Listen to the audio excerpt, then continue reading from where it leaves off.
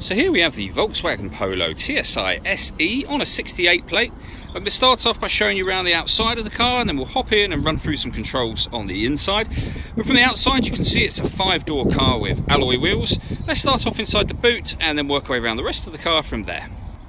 Okay, so as we approach the boot, you'll see we've got plenty of space along with that 60/40 split folding rear seat. And then underneath this tray section we have a full-size spare wheel. Okay, so we're just going to work our way back round to the front of the car and then we'll hop in and run through some controls on the inside. Now that we've done a full circle of it, you can see it's in fantastic condition the whole way round. Just briefly before we climb in, I think it's well worth seeing the interior from this exterior point of view. There's plenty to run through on the dashboard, so let's hop in and we'll do that right now. Okay, so now that we're inside the car, we're going to start with the dials. On the left-hand side, we have the Rev Counter, and on the right-hand side, the speedometer and fuel gauge. In the middle, you can see the total miles for this car, which are 3,132. You can change the information displayed in this central section using buttons on the steering wheel. So at the moment, we've got a digital readout for the speedometer. We're on the driving data menu at the moment, so we've got various different bits of trip computer information, but there are other menus available as well. So assist systems, your audio menu, telephone, vehicle status, and back round to driving data where we started.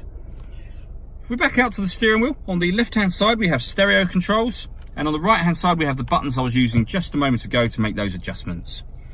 Over in the centre we've got the touch screen for the car, so this is where you'll do things like, for example, pair your phone for Bluetooth. You've also got your radio over here, and you can see we've got DAB, FM and AM radio all available to us. If you want to listen to your own music, you can do. Hit the media button.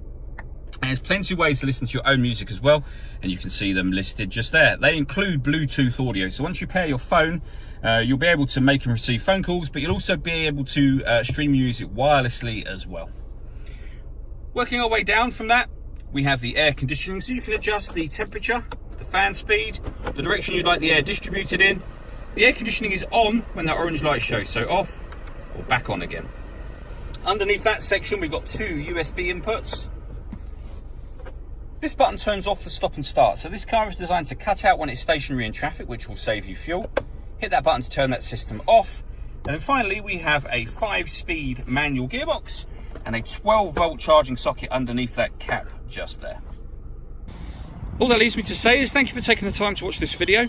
If you'd like to come and see the car in person and have a test drive, please feel free to call any of our MJA sites. We'd love to hear from you soon.